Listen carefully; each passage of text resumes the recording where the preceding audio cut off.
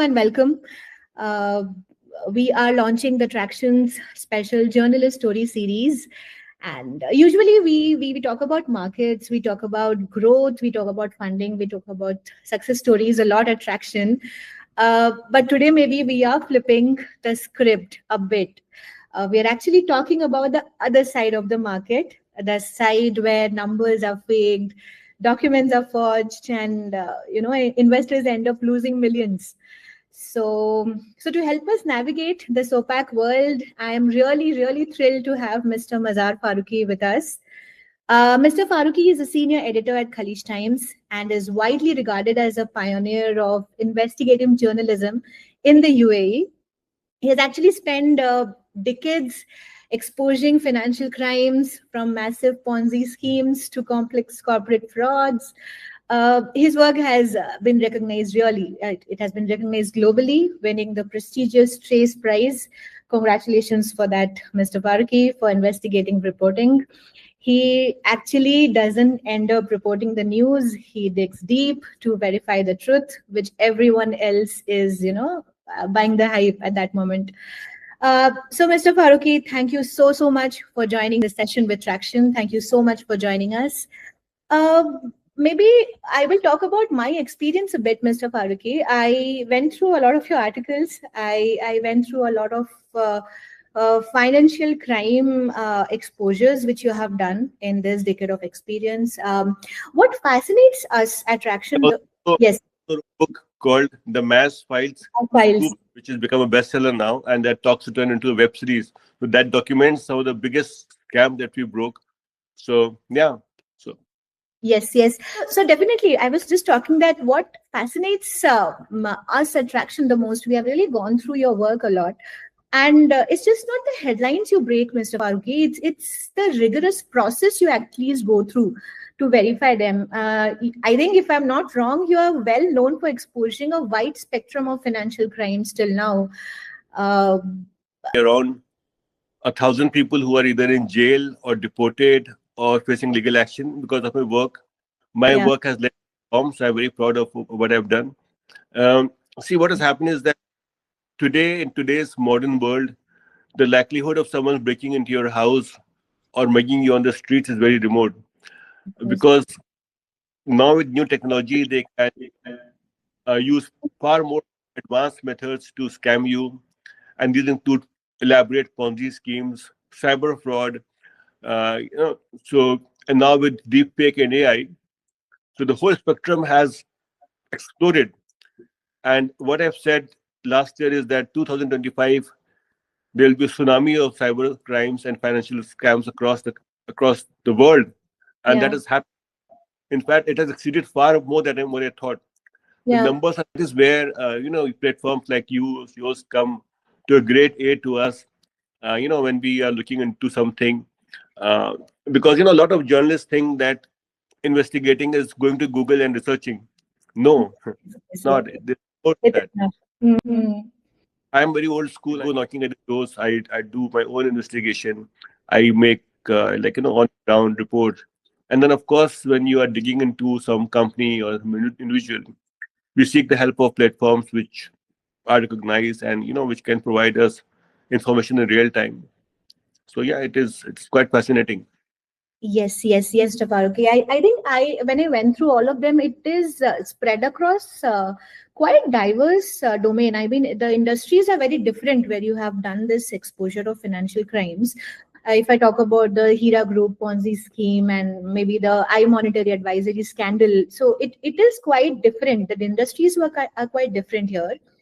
What I could imagine, or maybe I could understand from this, is that I think the investigation always starts from a very quiet signal which you get. The investigation always starts the same way, whereas it's across different industries, but it always starts in the same way. So here to understand, Mr. Farooqui, that you can just take us back to the start, actually. Where did it start? I mean, across these diverse cases, is there anything common? Is there any common data point where you actually thought, hey, let me just wait, something is wrong here? Sounds good to be the oldest rule in the book. and I stick to it. So when something sounds too good to be true, if someone is offering you like 36% annual returns or 48% and or promising to double your money in 2 years, that Yeah. is the biggest. So, but what happens is that most of these Ponzi schemes are backed by things which look very legitimate. Every single scam that you've seen throughout history, whether it is in India or across the world, they all follow the same playbook. And the playbook is very simple. So Exactly. build a persona around them, whether it was Hira Group or the blue chip scam that we exposed last week, or any even the scams in US and UK. So all of them follow the same. So starts with a persona, and then to legitimize this, most of these individuals they fake awards. So of course you can get an award these days. They use these awards to gain legitimacy, and then of course they have a huge PR machinery which is going to spin the narrative for them. And of course social media. So if you see somebody who's posting pictures on social media driving a Ferrari or the Rolls Royce, so the impression that you get, look, this man has arrived. He's Mm. legitimate. If stepping out of a jet, what he does, no one knows. Of But course. we are so deluded by this fake personal, persona that we think it's for real. So as a journalist, these people come on our radar right away.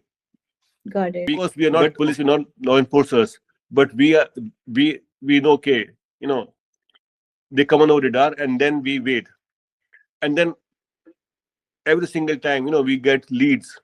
So where do we get these leads from? It is mostly disgruntled employees or someone who has been wronged or Okay. investor. That is how it starts. We get a tip off. Of Hmm. course, we get tip off every single day. Can't chase all of them. But when we see a consistent pattern, okay, this tip off has come from investor, this has come from a former staff, this has come from somebody else, then we say, okay, there is something more to it. But the thumb rule here is it of public interest? Does this story affect a lot of people? If it has reader relevance, if it is impacting people, if it's a dispute between two business families, okay, there could be some wrongdoing, but we don't follow it Got because it. this is. But if it is impacting life of ordinary people, then we get involved. So then, of course, we start digging into it. But Yeah. to handle such an enormous amount of data is difficult because the leads come to us on Instagram, people writing to us on Twitter, sending us a direct message. Someone reached to you on Facebook Messenger. And of course, you can't see Facebook Messenger if it's from a random stranger. Someone Correct. drops an email, comes and drops. So then we collate all the documents and we look into it. Now, Got it. as a journalist, what happens is that you can be overwhelmed with information that comes to you. Correct. If a single bit that comes to you, then you won't be able to. So you have to identify the threat, what is the common threat, and then you start building a story around it. Got So it. that is always someone, a whistleblower or someone. Quite insightful, Mr. Farooqui. So, you spoke a lot about PR right now. That yes, it is very easy for a or to build their own PR stuff. So, I think today's generation, or maybe the organization which quite scale up now. We live in an era of massive PR and marketing hype. Actually, I mean, there's a lot of buzz around it. So, if you just just step out of investigative journalism and just speak as an editor, how would you distinguish between a PR trend or a marketing noise? So, how would you distinguish between a real trend and what is actually being framed by the PR folks in a company? Happens, unfortunately, is that every newspaper, not just us, but around the world, they have two departments. One is the editorial, which comprises journalists and reporters. Then there is a department which is called sales and marketing, which Yes. brings us right. And Yes. of course, so we need to have business as well. So many a times we have a company that is advertising with us. They have given us a full page ad. In return, they want an advertorial, Okay. right? And we don't have any control over that advertorial. So Mm-hmm. it often happens that these companies they give ads and a different department publishes the advertorial. Now for readers, it's difficult to distinguish whether this is advertorial or this is news item, right?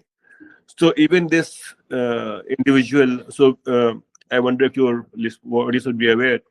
We busted this massive scam worth $400 million, which is approximately uh, close to 100 million US dollars, Okay. 1,000 crores in Indian currency now.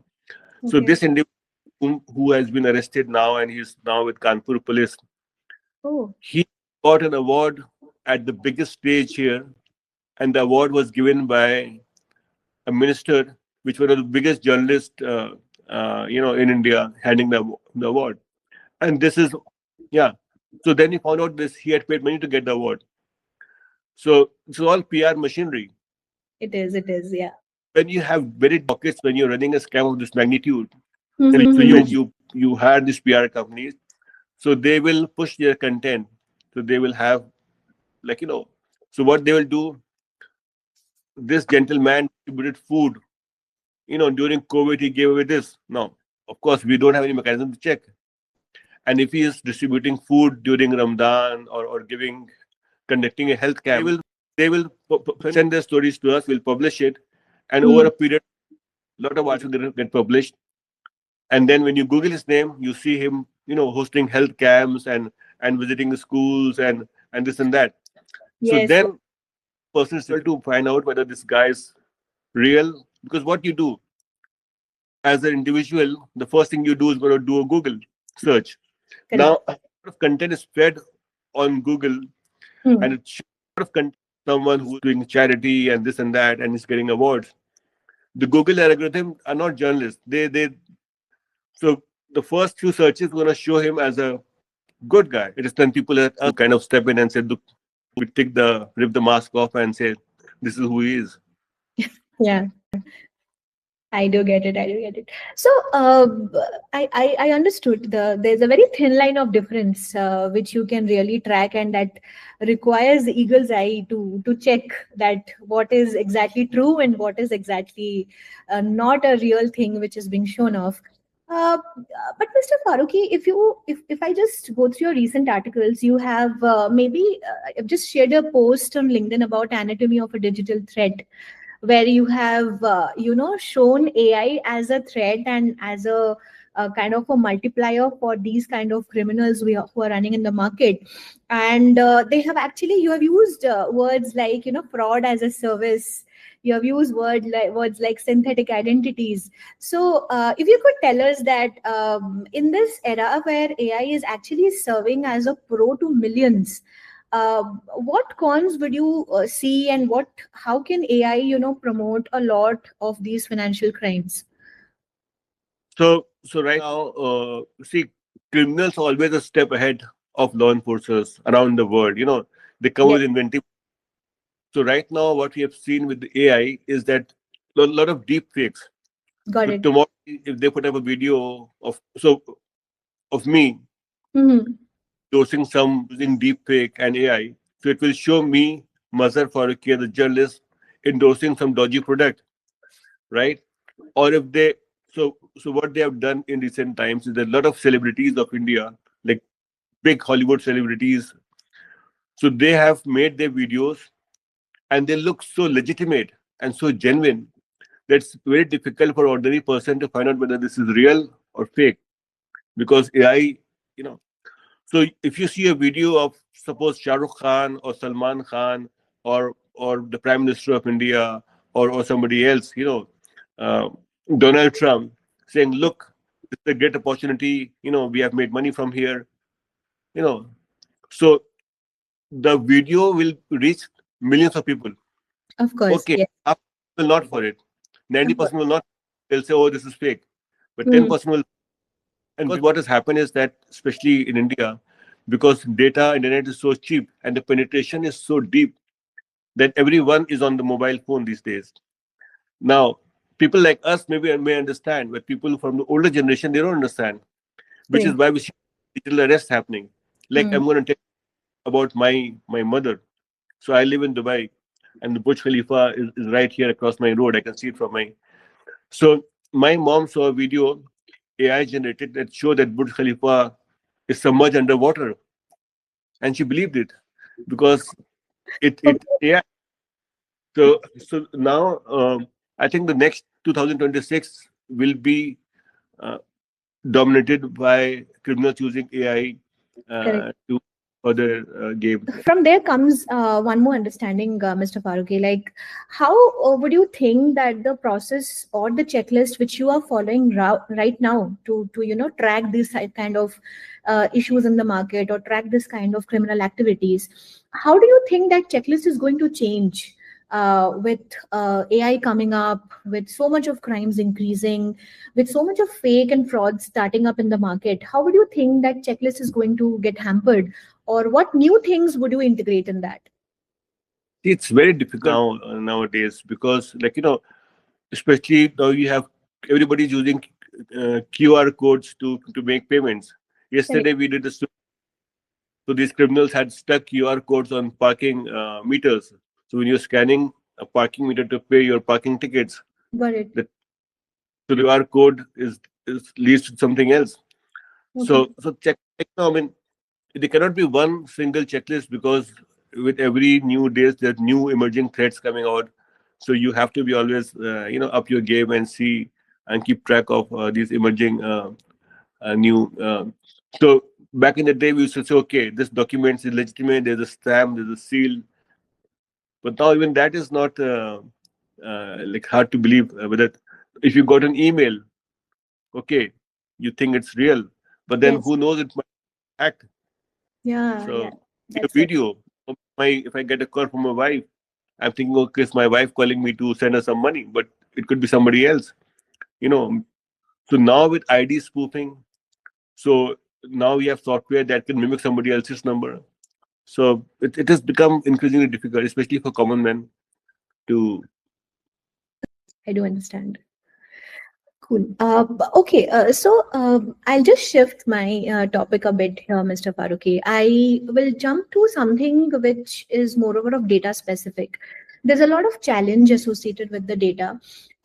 In private markets, you would really find all the data points opaque or hidden. There is not much exposure to that.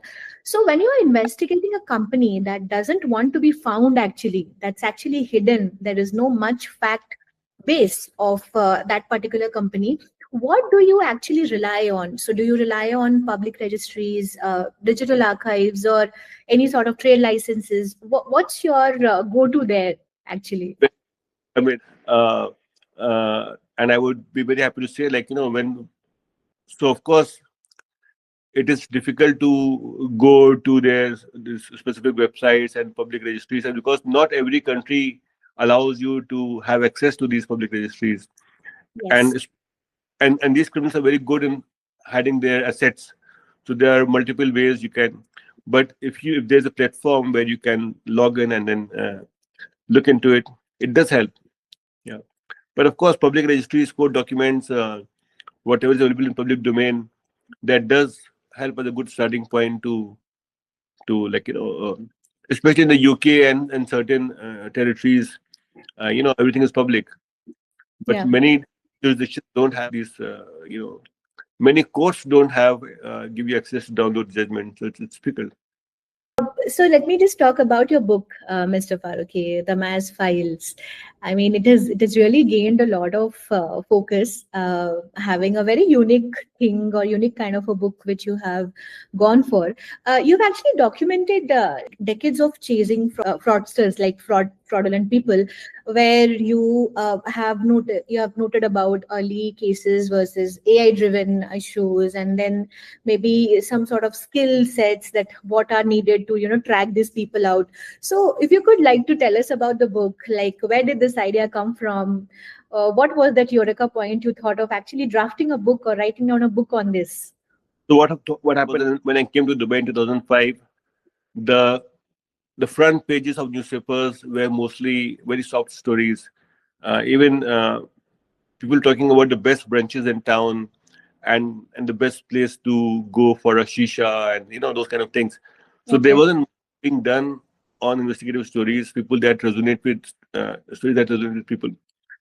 I thought, okay, let me start doing it. So I started to push the envelope and try to raise the bar of investigative journalism. And then over a period of time, I became the go-to person. So now it has come to this state, for good or for bad, that like when I go to my office, I have like 6 people waiting for me. Like they would be. visiting doctor's clinic, So Got it. every day I get so, and then when I looked back around a couple of years back, I said, "Oh my God, this is what I've done." There's a varied list of people whom we have uncovered, and these stories have led to wide-scale reforms. Uh, you know, uh, Ponzi schemes, audacious frauds. So I said, okay, let me list it down, and then okay, let me profile these evil geniuses. So one of the sections is called Evil Geniuses, in which I have profiled some of the biggest con men that we put behind bars or we exposed.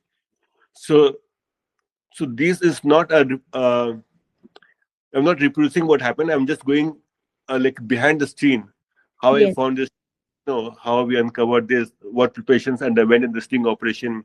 So it's a very fast read, because when you talk about financial frauds and there are terms like metaverse and crypto, which people don't understand. So I've made it very simple, like it's like a very fast pitch, edge of the seat thriller kind of book. So it takes readers from uh, these audacious, brilliant scams, and I would give it to these criminals. I mean, they come with such inventive schemes that they uh, each of these people is worthy of a Netflix movie. So Yes, yes. It is, it is. Yeah, yeah. I mean, obviously, the ideas which they come, you must be also feeling fascinated that, oh, how could this brain think of such yeah, a, yeah, that is, absolutely. yeah, yeah, yeah. So, if I just maybe ask you an interesting thing, without naming anything, can you just let us know that is there some story you are tracking right now, where you have actually found out that quiet signal already, and you have figured out that the math is not adding up? No, I will give you one that we uncovered. And the story, when you asked the first question, like, how do we build a story? Yeah. So this was back in the day when I was approached by a woman, and she was working, these cyber compounds where they employ a lot of people and then make them do digital scams. Yes, yes. So we dismantled one of the world's biggest cybercrime syndicate that led to the arrest of 8,000 people in one raid, and all of that came from one story. Similarly, what I'm working right now um, was a forex scam. So how it works is that a lot of people want to go into the stock market, which they have no understanding of, unfortunately, but they want to double their money. Yeah. So a lot of these dodgy platforms have come up. They have registration in some dubious jurisdiction. But what they do is that they have set up call centers across India, UAE, and even Pakistan, where they have people who have bought data of people, and then they make a lot of cold calls, and they say, "Oh, you should invest money in this. This is a great opportunity." And they say, "Okay, why don't you try it with just a few $1,000 or 2,000 rupees? And when you do try it, you'll get profit immediately." So they kind of feed you some like just to gain your trust, and then boom, everything is gone. Yes. So we started a very small lead, and we uncovered and found out that this is not just one individual. This is a whole syndicate with which implies more than 600 people, and they are cheating like thousands of people across the world. So all of these stories come with very small leads, and then we build up. What I'm working right now, I cannot tell because this is all Was classic. This okay, was that is completely okay. Maybe just wanting to ask you something like, let's say you are exposing a lot of financial crimes about different industries. Um there might be fair players also in that industry. There might be companies who are actually genuine, who are actually doing it perfectly without any sort of ambiguous stuffs. So, what do you think? How are these companies hampered by one rotten fish in the pond? so they are like when we write about forex scams. So even the genuine companies get uh, so that happens all the time. Or we talk about crypto Yes. scam. I think even the genuine currencies. So it does make a huge difference. Like, people think that everyone is tinted by the same brush, but that is not necessarily true. Uh, it is sad, but it happens. Yeah, it is okay. So, how do you think data plays a role in all of these investigations? I mean, if I talk about from a traction point of view, we track a lot of data points, we track a lot of startups as well, and you would see a lot of frauds happening in some of the startup domains as well. So, how would you think? How do you think? What's your views on how data plays a very important role in such kind of investigations? It plays a critical role. Their data journalism is a whole new industry now. As I said, I was in Malaysia for this World Investigative Journalism Conference, Global Investigative. So I was fascinated, even though I've put in like so many years.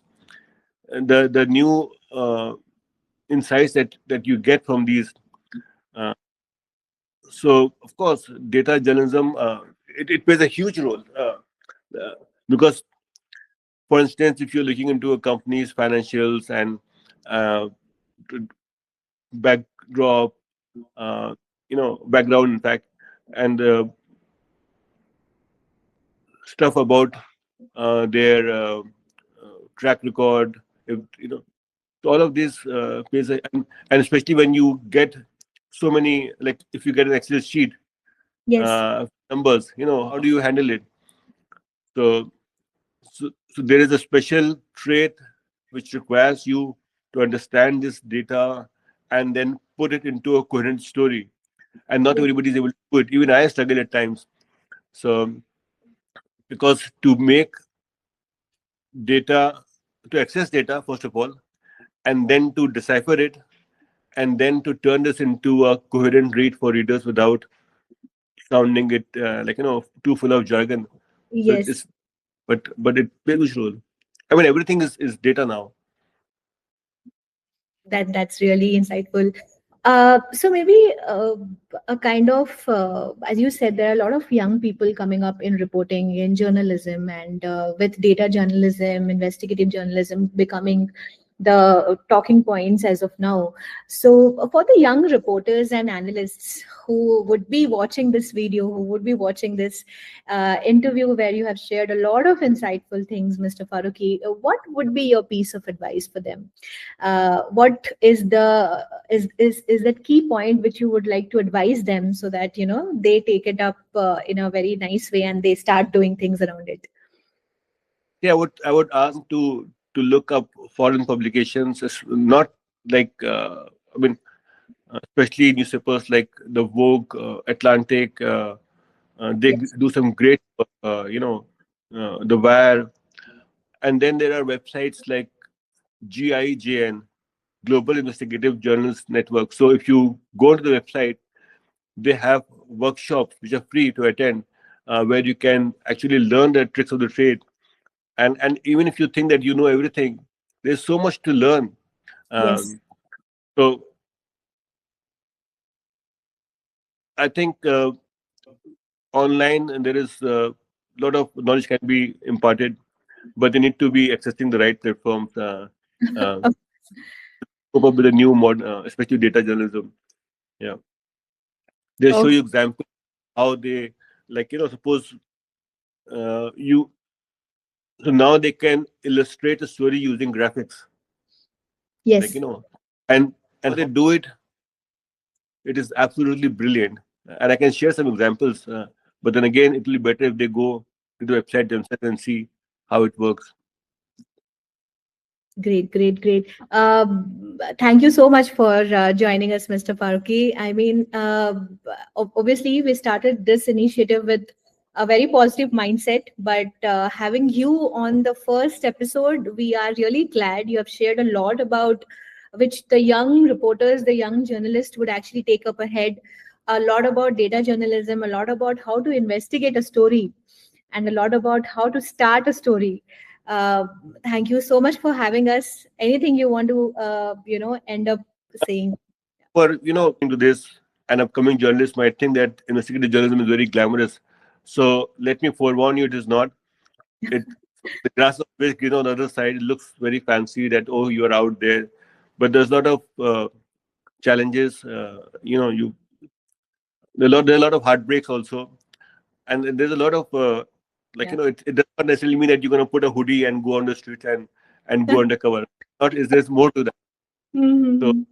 the key things here is persistence. Because if you're looking at this into a story, there'll be time when you think, oh, it's not working out, and there'll be, so you have to be very persistent, and then also be mindful of the laws of the country that you're working in. Uh, and again, no story should be worth risking your life. You know, you Of don't have course. to be, so you have to be very careful in what you're doing. You don't have to ensure that whatever you're doing does not affect your own well-being. So you have to be mindful of that also. Of course, of course. Thank you so much. Thank you so much for these golden words, Mr. Farooqui. Thank you so much for having us. Thank you so much for giving us a chance to host you. We will always stay in touch. We'll always be in touch regarding anything and everything, how Tracxn can help. Please reach out to us. No, it In the is a great tool, I would say. It's fascinating. I mean, when we're using typewriters and God knows what, now with these new tools, like, back in the day, we used to go out and then look for documents and maybe bribe someone and then photocopy it. And now you can get it on a click of a mouse. So it's a great helping. Thank you so much for this compliment. Thank you so much. With wrap up this episode, uh, wish you a very happy day ahead. Thank you so much, Mr. Farooqui.